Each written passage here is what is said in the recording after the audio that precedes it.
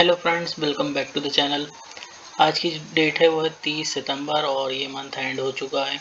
अब कल से जो है नया मंथ चालू हो जाएगा यानी कि अक्टूबर। तो उसके लिए हम निफ्टी और बैंक निफ्टी का मंथली एनालिसिस देख रहे हैं। तो मैं यहाँ पर जो मेरा ट्रेडिंग एक्सपीरियंस है उसके हिसाब से बता रहा हूँ, शेयर कर रहा हूँ जो मैंने अभी तक ऑब्जर्व किया हुआ है। तो देख सकते हैं निफ्टी में जो है यहाँ पर मंथली कैंडल क्लोज हो चुकी है और यहाँ पर जो है थोड़ी सी नेगेटिव या फिर विक वाली कैंडल क्लोज हुई है, स्ट्रॉन्ग कैंडल क्लोज नहीं हुई है।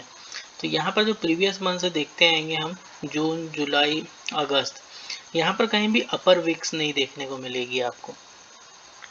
जब भी अपर विक आ जाती है किसी भी कैंडल में, जो कैंडल क्लोज होती है irrespective of the time frame, जो भी टाइम फ्रेम रहेगी उसमें, तो वहाँ पर कुछ ना कुछ सेलर एक्टिव हो जाते हैं। क्यों हो जाते हैं? क्योंकि सेलर्स को एक स्टॉप लॉस मिल जाता है यहाँ पर अच्छा खासा रखने के लिए। तो यहाँ पर ऑप्शन सेलर के पॉइंट ऑफ व्यू से अगर मैं बोलूँ तो लोग जो इसका हाई है इसके ऊपर के कॉल शॉर्ट करके बैठ जाते हैं और इसका जो लो है इसके नीचे के पुट शॉर्ट करके बैठ जाते हैं, और फिर अगर लो टूटता है तो फिर एडजस्टमेंट होते हैं, बट इनिशियल टारगेट यही होता है।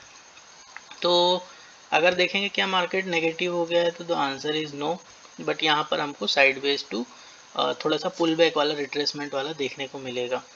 अगर हम प्रीवियस चार्ट में अगर जाकर देख लेंगे कि ऐसा कहाँ और बना है, तो ऐसी आपको जो ऊपर से जो वीक वाली कैंडल देखने को मिलेगी तो और भी मंथ में देखने को मिलेगी। जैसे कि ये वाली कैंडल देखिए, ये पर्टिकुलर कैंडल में देखेंगे तो एक थोड़ी सी वीक है, उसके बाद भी मार्केट थोड़ा सा रिट्रेसमेंट कर रहा है। इसके पहले अगर देखेंगे तो यहाँ पर देख सकते हैं इसमें भी अपर वीक है। ये वाली जो पर्टिकुलर कैंडल है अपन देख लेते हैं मंथ, तो इसका मंथ है 1/9/2023। तो 9वें महीने की जो कैंडल है इसमें भी अपर वीक है। तो इसके बाद यहाँ पर हमको साइडवेज टू नेगेटिव मार्केट देखने को मिला, जहाँ जहाँ भी अपर वीक देखने को मिलेगी और यहाँ पर टॉप पर है, मतलब यहाँ पर ये है कि थोड़ी प्रॉफिट बुकिंग हो रही है। तो 1 2 3 कैंडल देखेंगे। तो अगर हम अक्टूबर मंथ का एक्सपेक्टेशन देखेंगे तो सबसे पहले हम ये रेंज को मार्क कर लेंगे, अपर रेंज को रहेंगे। लोअर रेंज तो हमको नहीं पता कहाँ तक आ सकता है, वो देखना पड़ेगा, बट फर्स्ट लोअर रेंज ये होगी, सेकंड लोअर रेंज ये होगी। तो पहली जो सपोर्ट रेंज होगी मेजरली, हम मंथली एनालिसिस कर रहे हैं, तो 24,780 और 23,936 ये लोअर रेंज निकल के आ रही है। और जो अपर रेंज है वो 26,277, या फिर एग्जैक्ट हाई अगर हम देखेंगे तो वही है, 26,277 ही है।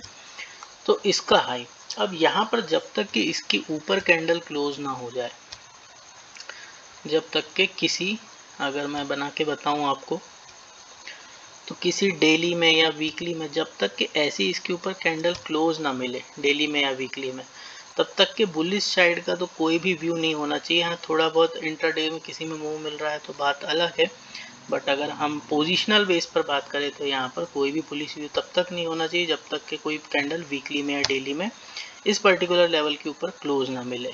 कौन सा पर्टिकुलर लेवल? 26,277। तो 26,300 मान के लेंगे, 26,300 के ऊपर जब तक ना मिले। अब हम एक्सपेक्टेशन बात कर लेते हैं कि हमको जो अक्टूबर की मंथली कैंडल है वो कैसी देखने को मिल सकती है। तो हम 2 3 पॉसिबिलिटी डिस्कस करेंगे।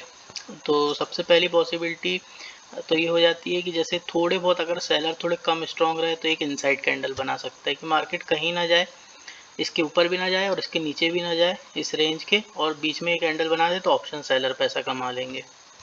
दूसरी पॉसिबिलिटी ये हो सकती है मार्केट की कि मार्केट जो है यहाँ से ऐसी एंगल्फिंग कैंडल या फिर ऐसा नीचे साइड में क्लोज, इस लो के नीचे क्लोज करके बना दे। तो सेकंड पॉसिबिलिटी ये हो सकती है। थर्ड पॉसिबिलिटी ये भी हो सकती है कि मार्केट जो है पहले पहले तो नीचे की तरफ जाए। देख लेते हैं। एक पॉसिबिलिटी ये भी हो सकती है कि जैसे अब देखना पड़ेगा कैंडल कहाँ ओपन हो रही है। अब अगर कल ही अगर मंथली कैंडल इसके ऊपर खुल जाए तो बात अलग है, इसके ऊपर खुल गई तो फिर ये सारे सेलर ट्रैप हो जाएंगे, लेकिन ऐसा मुश्किल है, थोड़ा कम पॉसिबिलिटी है। अगर यहाँ पर थर्ड कैंडल बोल रहे हैं कि अगर यहाँ पर जैसे ओपन होता है और नीचे चला जाता है, बट मंथ एंड में अगर वापस ऊपर आकर के ऐसा ग्रीन में क्लोज कर दे, होता है जैसे यही पर्टिकुलर कैंडल देखेंगे अगर हम ये वाली, तो इसमें क्या हुआ, ये नेगेटिव कैंडल है बट एट द एंड में 2 ही दिन में ऊपर ला क्लोज कर दिया। तो थर्ड पॉसिबिलिटी ये हो सकती है। तो जो मेजर पॉसिबिलिटीज़ है वो हमने डिस्कस कर ली है। अब निफ्टी बैंक में आ जाते हैं। निफ्टी बैंक में भी सेम सिनारियो है कि ऊपर से विक आई हुई है तो इस रेंज को मार्क कर देंगे। ये डिस्कशन करने का ये मतलब है कि ये ऑप्शन बायर्स के मार्केट अब नहीं है, तो जो ऑप्शन बायर है वो एग्रेसिवली ना रहे, या तो जो उनकी क्वांटिटीज़ हैं उनसे वो थोड़ा सा कम करके ऑप्शन सेलिंग में शिफ्ट करके ट्रेड करें, या तो फिर बहुत ही ज़्यादा रिस्क रिवॉर्ड को फॉलो करते हुए और छोटे प्रॉफिट्स को बुक करते हुए 1:1 1:2 को टारगेट करते हुए ट्रेड करें।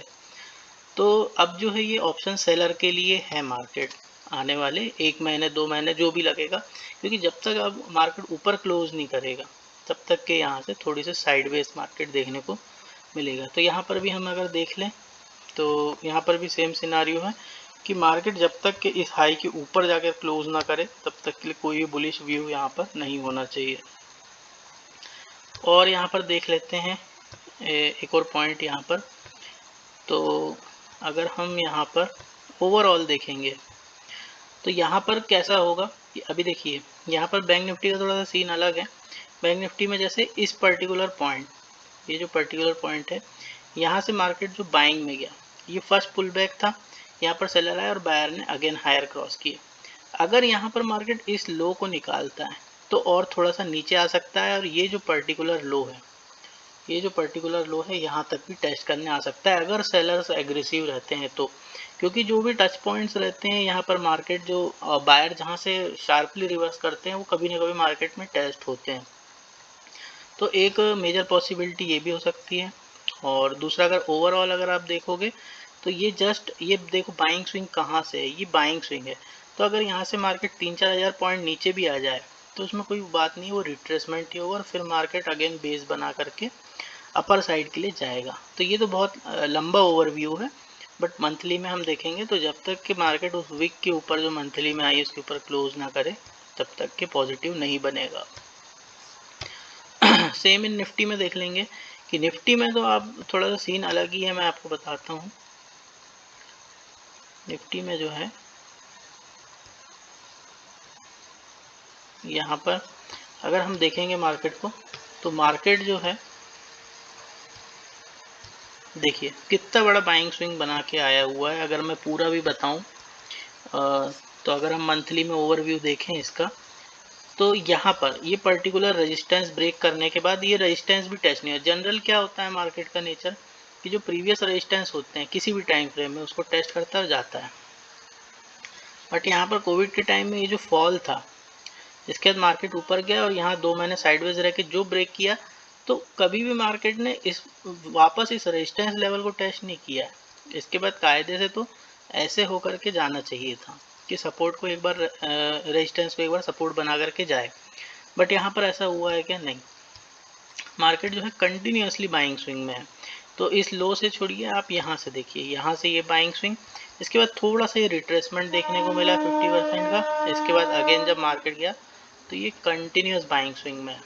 तो अब यहाँ पर जो अगर मार्केट रिट्रेस कर भी जाता है, मान लो 18,000 20,000 तक भी आता है, तो इस स्विंग के कंपैरिजन में देखिए आप कुछ नहीं है।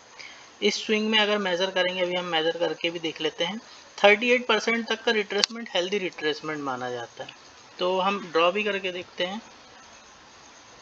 तो यहाँ फिबोनाची लगा लेते हैं, तो फिबोनाची में फिब रिट्रेसमेंट लगा लेते हैं। और अगर हम इस पर्टिकुलर लो से भी देखें मार्केट को, क्यों यहाँ से देख रहे हैं? क्योंकि यहाँ से रिट्रेस करके जो सपोर्ट बना गया था, तो यहाँ से अगर देख लें हम तो अगर 50% 20,820 का भी लेवल आता है और 20,026 का भी लेवल आता है तो ये एक हेल्दी रिट्रेसमेंट माना जाएगा। तो होप सो आपको समझ आ रहा होगा। तो मिलते हैं नेक्स्ट वीडियो में, तब तक के लिए बाय टू।